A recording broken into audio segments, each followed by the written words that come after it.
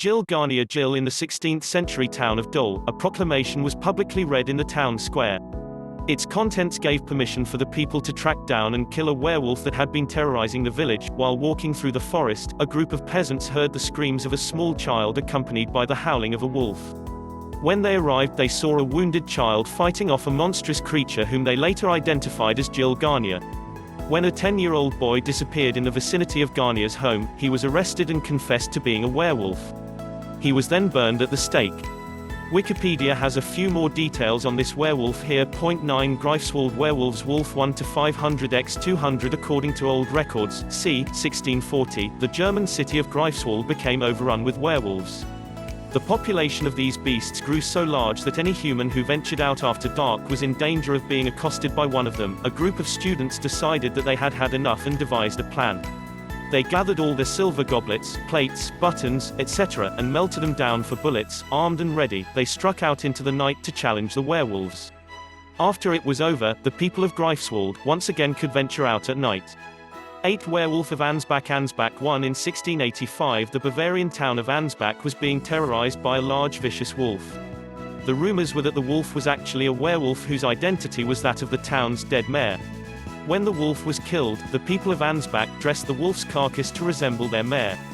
It was then put on display in the town square and later moved to a museum. 7 Klein Kram's Werewolf 300 px like and turned into Wolf Goltzius 1589. In earlier times there were extensive forests rich with game in the vicinity of Klein Krams, near Ludwigslust, Germany.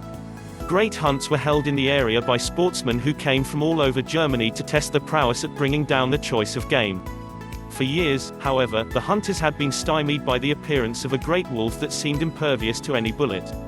Sometimes the beast would taunt them by approaching within easy shooting distance, on occasion even adding to the mockery by snatching a piece of their kill, then dash away without a bullet seeming to come anywhere near it. Now it happened during one great hunt that one of the participants, a young cavalry officer, was traveling through the village when his attention was captured by a group running and screaming out of a house. Seeing nothing pursuing him that would cause such panic, he stopped one of the youngsters and asked what the matter was. The child told him that no adult from the Feig family was at home except for the young son. When he was left alone, it was his custom to transform himself into a werewolf and terrorize the neighborhood children. They all ran away when he achieved such a transformation because they didn't want him to bite them. The officer was bemused by such wild play of the children's imaginations, that he assumed they were playing the big bad wolf after the sheep or some game. But then he caught a glimpse of a wolf in the house, and in the next few moments, a small boy stood in its place.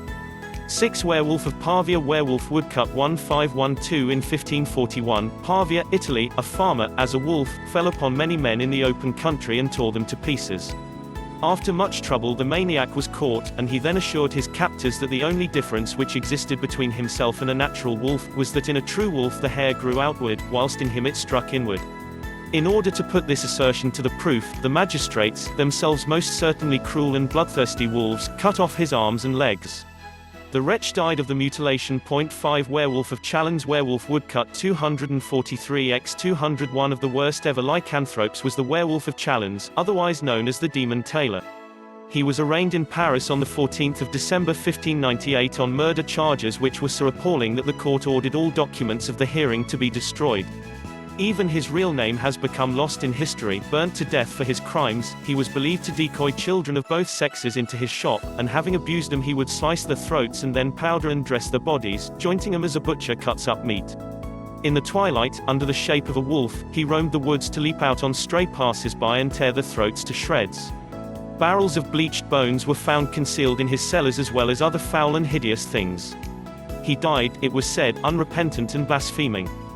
4 Claudia Gaillard, Werewolf of Burgundy. Thinkstock 92,818,908. Claudia Gaillard was one of the hundreds of unfortunate souls brought to trial by the witch-finder Henry Boguet. According to witnesses, she was seen behind a bush assuming the form of a wolf without a tail. For this great sin, she was set to the torture. Regarding the tortures, the judge commented, "Common report was against her. No one ever saw her shed a single tear, whatever effort might be made to cause her to shed tears." Claudia was then burned to death at the stake. 3 Michel Verdun, Werewolf of Poligny. Poligny 1. In 1521, Jean Boyne, Inquisitor of Besancon, tried Philibert Montot, Pierre Bergot, and Michel Verdun for having made a pact with the devil and for lycanthropy. These men became known as the werewolves of Poligny. These men came under suspicion when a traveler passing through the area was attacked by a wolf. While defending himself, he was able to wound the animal, forcing it to retreat. Following the trail of the injured creature, the man came upon a hut where he found a local resident, Michel Verdun, under the care of his wife, who was washing a wound on his body. Believing Verdun's injury to be a sympathetic wound, the man notified the authorities. Arrested and tortured, Verdun admitted that he was a shapeshifter. He also revealed the names of his 2 werewolf accomplices, as well as confessing to hideous crimes, diabolism, murder, and eating human flesh. The 3 men were promptly executed. 2 Benandanti Werewolves Clip Image 003-0006. This case was tried in 1692, Jürgenberg, Livonia, situated in an area east of the Baltic Sea, steeped in werewolf folklore. It involved an 80-year-old man named Thies. Thies confessed being a werewolf, saying his nose had been broken by a man named Skastan, a witch who was dead at the time he had struck Thies. According to Thies' testimony, Skastan and other witches were preventing the crops of the area from growing.